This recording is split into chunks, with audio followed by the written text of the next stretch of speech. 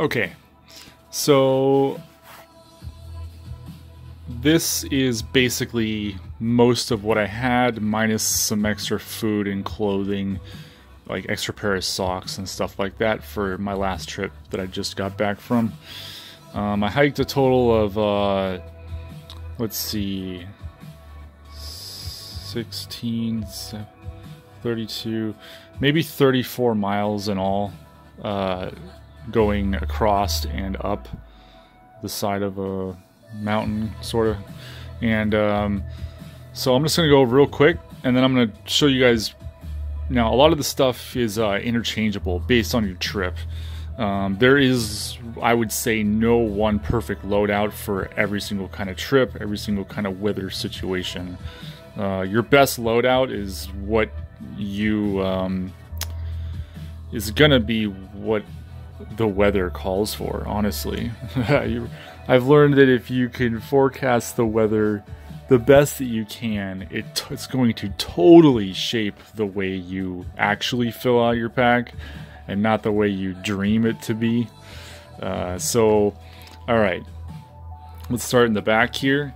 It's the Arctic Breeze 25. I brought this for a multi-day hike instead of just like my day hike. You can see I still got my backcountry pass on there. I wanted to minimize, really force myself to get stuff down. And by doing so, I used all the outer adjustment straps and little lashing and cinches on the backpack. I really got to learn how to maximize this backpack, and it worked wonders. It did so well, actually. I'm really pleased for a 25-liter bag how many ways you can kind of modularize your system onto that thing. And it's really durable too. It's tough. I like tough backpacks. I've grown to like tougher material. Montbell Downhugger. Again, you know, sleeping bag is one of those things where you're going to adjust it according to weather. I probably could have gone a much cooler thing, but right now this is kind of my all seasons bag, and I haven't strayed away from it because it's light and it's not too warm and it's not too cool. The Big House, Big Agnes Seed House SL2, which I keep. This is my main tent. I have not bothered to. I'm looking at another tent option, but again, this is something that I would adjust according to weather and distance and all the other factors. This is my gear pouch. Usually this just has like my different 4 or 5 different kinds of bug insect repellent. Or other things could go in here. I kind of adjust this, but usually this little gear pouch, this goes with me on every trip, every single one. Toiletries bag, I would adjust that according to how far or how long I'm going. These are just some like a water resistant or waterproof dry bags. This is a waterproof dry bag. This is a smaller little compression sack. Just having for like either your dirty clothes if you need to put them, or just if you want something if it does start raining. I found these really weigh nothing, and they can attach these to the outside of your pack very easily, and they'd really come in handy because you find yourself needing to carry things. Or just stuffing things in stacks just to kind of get packed and get going. Ziploc bags, I don't think I would ever leave without those. Alright, really simple first aid kit. That'll end up going on. I'm glad I decided to go really basic with a first aid kit. Don't go overkill on that. The Snow Peak titanium. This is like the fry pan pot. I was going to go with a smaller titanium cup, one that would just accommodate the size, something smaller than that, but I've learned that you want to be able to boil as much water as you can in one boil as possible, which means you don't want to have to keep reboiling the same cup over and over. You can use the one boil to cook your food and still have hot water left over to clean, wash your hands off with, whatever you need to. It's just nice having hot water. And the bigger size container you have, the better off you'll be. This is the only utensil I bring. It's a Snow Peak titanium spoon, and it's long, so it allows you to, when you're cooking, it keeps the heat away from your fingers and you don't burn them. This, I've actually, this is a titanium cup. Maybe I'll just go over my cook set, maybe in a separate video, but I found this on Amazon for like really cheap. It weighs nothing. When this is what I drink my coffee out of. This is what I eat my oatmeal out of, and it's really, really paid for itself multiple times. This is the Msr Pocket Rocket number 2. Really, any Pocket Rocket stove I've never had any problems with, whether it ignites on its own or you have to use a lighter. This one's really good because it heats the base of the pot around the lower surface. It hits the outer ring better, so it's actually utilizing the fuel better to boil your water quicker. So having a wide flame base really helps with your fuel consumption, as where some just kind of heat the center of your pot, and it'll take longer and you'll end up using more fuel. Let's see, this is the Throughnite Neutron 2CV2. Uses an 18650 size battery, but it's rechargeable, so really you just need one and to keep charging it. But I bring spare. Go to an automotive parts store and buy a cheap pair of leather or pleather gloves. And these, if you're picking up, if you're trying to get dry wood to start a fire, if you're I don't know, if you're messing with, if you're cutting and you just want to have some hand safety protection, having gloves, you never know when you're going to come to something where you have to climb down a cliff by hanging on to either a rope ladder or a rope. Multiple reasons as to why I suggest getting a really cheap pair of leather gloves. You will not regret it at all. You've seen me review or talk about this Eddie Bauer $8 80 lumen headlamp. I'm still using it. Uses AAA's. This is a new item for me. This is a Black Diamond Moji lantern. It uses AAA's too. So when I bring a backup set of AAA's, it supports both of these. If one goes out, I can use the batteries from another to deem which one ends up becoming more important.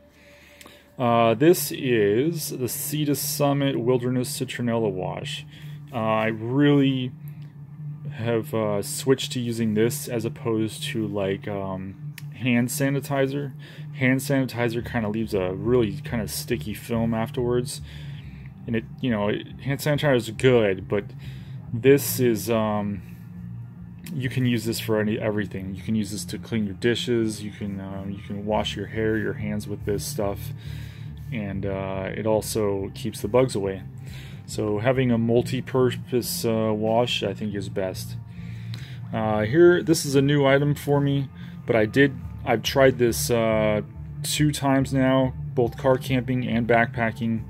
This is the Nemo Fillo Pillow Elite. So it's the smaller version, and it inflates. It's got a fabric side here, and having been an outdoor sleeper for some time and having a really hard time, this is the best pillow option that I've found. It's both light, small, compact, and it's comfortable. I've sleeping pads, gosh. This is the Climate Insulated V Ultralight SL. The best sleeping pad that I've come across so far. period. Just, it's insulated. It's got an R value of 4.4, so it's 4-season comfort. It weighs 15.9 ounces. That's just under a pound. I'm 6'2", so my feet either hang off to it. I'm also a side sleeper, so I kind of roll off it. It only comes in the regular size. If it came a slightly bit wider, it would be perfect for me. I don't need it to be long as I need it to be shoulder wide. Let's see, moving right along, this is bank line.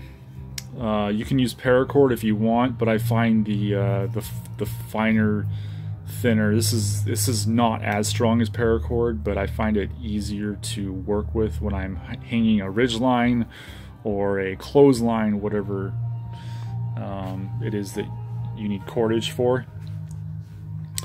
Sawyer Squeeze.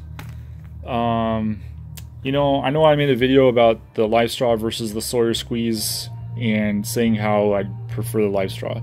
The truth is, after having used them both several times, there's a time and a place for either one. I've grown to like the Sawyer Squeeze more now because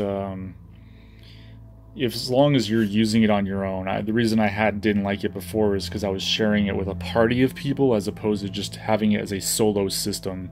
If you have, I bring this bag here empty, and I slide this down the bladder of my backpack, just empty in the back. Takes up no volume space whatsoever. And then I bring a smart water bottle, and I fill that one with water, and I screw this on to whichever one it is. So one stores water and the other one I'm drinking out of. So I have but yeah, there's a Sawyer Squeeze Mini that my friend had, but it didn't look like it got as good of pressure or you know, ease to drink out of as the Sawyer Squeeze does. These are Citronella. You guys know what these are. These are Citronella Citronella rings, fire rings. You can get these up at a Target or any really drugstore. They're super cheap and they work. I break them. I don't stick them on the support rings or whatever. I just kind of, like, I've hiked with this just in my hand holding it because the bugs were so bad and it actually kept them off me. This is an REI towel. I would bring a towel and I would bring a handkerchief. Handkerchief is more for wiping the sweat off your face. Towel is used for really cleaning yourself off. Or if your feet get wet and then you need to dry them off really quickly, you're going to want a towel. Something that's more absorbent, water absorbent, and also quick drying too, not like cotton. Although I would never ever leave without a cotton bandana ever. This is the so if you're using isopropene fuel, then this smallest size here has always gotten me through 3 days. So that means making dinner at night, cooking something at night, and then also cooking like something for breakfast in the morning. So yeah, I've made that last. I haven't needed really to go any bigger than that. 3 orange Bic lighters. I would bring that. My bear bag, which is just a dry bag basically, and it fastens. It makes it real easy. That with this bank line here and a stick, I can hang a bear line pretty dang high off the ground. I've gotten really good at it too. And then not all the food that I brought, but definitely the food that I would only bring again, which is your favorite kind of instant coffee. Starbucks is not necessarily my favorite, it's just what I happen to have on hand. Roasted peanuts or trail mix is absolutely the ready-to-eat, all-you-can-eat thing on the trail, or while you're hiking, rather. And then sockeye smoked salmon is just delicious to have. You don't have to cook this either. Just eat it right out of the bag. You'll think you're at a 5-star restaurant. So yeah, so now that I've quickly run through, oh, let's see, did I forget? Okay, this is my whistle. Doesn't have to be this one, but I would definitely bring a whistle. You want to be able to throw a sound louder than your voice or throw. You want to, whistle is an absolute must. This is my tomahawk, which I use the back end of this to tack down my stakes. It's also, I can delimb branches and stuff, and it does weigh quite a bit. I would definitely not use this to split any wood.